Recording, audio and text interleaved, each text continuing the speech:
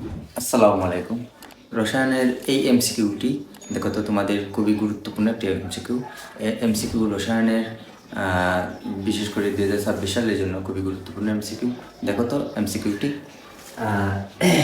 1s2 2s2 2p6 3s2 2p6 electron বিন্যাসে দেখা যায়। দেখো তো ইলেকট্রন বিন্যাসে দেখা যায়। দেখো তো এখানে এক নাম্বার অপশন দেওয়া আছে সালফার। এসে সালফারের পারমাণবিক সংখ্যা কিন্তু 16। এখানে সালফারে 2 আয়ন দেওয়া আছে। আমরা জানি যদি আমরা 2 -2 আয়ন দেওয়া থাকে, তার মানে সালফার অর্থাৎ সালফারের 16 এর সাথে 2 যোগ হবে। 2 কি হবে? যোগ হবে। তার মানে যদি আমরা 16 এর সাথে 2 যোগ করি, তার মানে 18 আসে। তারপরে দেখো তো তোমরা এপি আয়রনের পারমাণবিক সংখ্যা তোমরা ভালো করে জানো। আয়রনের পারমাণবিক সংখ্যা হলো Fe আয়রনের পারমাণবিক সংখ্যা হলো 26।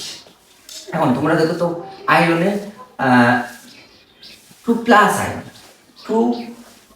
আয়রন, তার মানে আমরা জানি যদি প্লাস চিহ্ন থাকে তাহলে ইলেকট্রন থেকে দুটি ইলেকট্রন বাদ করবে। তার মানে আমরা যদি 26 থেকে দুটি ইলেকট্রন বাদ দেই, তার মানে আমাদের 24 থাকে। তার মানে আমাদের কি থাকে? 24 থাকে। তারপরে তোমরা দেখো স্ক্যান্ডিয়ামের পারমাণবিক সংখ্যা স্ক্যান্ডিয়াম এর পারমাণবিক সংখ্যা কিন্তু 21। স্ক্যান্ডিয়ামের পারমাণবিক সংখ্যা হলো 21। এখানে দেখো তো 3 প্লাস আয়ন। তার মানে প্লাস মানে ইলেকট্রন ত্যাগ করা। তার মানে আমরা স্ক্যান্ডিয়াম 21 থেকে 3টে ইলেকট্রন বাদ দেব। তার মানে 21 থেকে যদি আমরা 3টে ইলেকট্রন বাদ দিই, তার মানে 18। এখন দেখো তো তোমরা নিচের কোনটি সঠিক। তার মানে তোমরা দেখো তো এখানে দেখো তো যদি আমরা 6 অর্থাৎ 2 প্লাস 2 প্লাস 6 প্লাস 2 প্লাস 6 এটা যদি আমরা যোগ করি তাহলে দেখো তো দাঁড়ায় 18।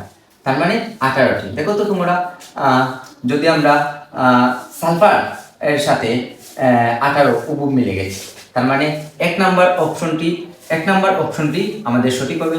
এবং তোমরা পরেরটা দেখো তো আয়রন থেকে দুটি ইলেকট্রন বাদ করবে। দুটি ইলেকট্রন বাদ করার পর এখানে 24 রয়েছে, কিন্তু আমাদের মূল ইলেকট্রনের তো 18 রয়েছে। তার মানে এটি হবে না, অর্থাৎ সালফার হবে না।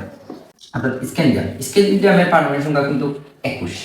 এখন 21 প্লাস আয়ন, 21 থেকে যদি আমরা 3টি ইলেকট্রন বাদ দিই, প্লাস মানে ইলেকট্রন ত্যাগ করা, তার মানে 3টি ইলেকট্রন বাদ দিলে 18 থাকে। তার মানে 21 নাম্বার টি সঠিক হবে। তার মানে আমাদের 1 নাম্বার এবং 3 নাম্বারটি সঠিক হবে। তার মানে নিচের কোনটি সঠিক? দেখো তো 1 এবং 2, তার মানে এটা হবে না। তারপর আছে ক নাম্বার আছে 1 এবং 3, তার মানে আমাদের সঠিক উত্তর হবে 1 এবং 3।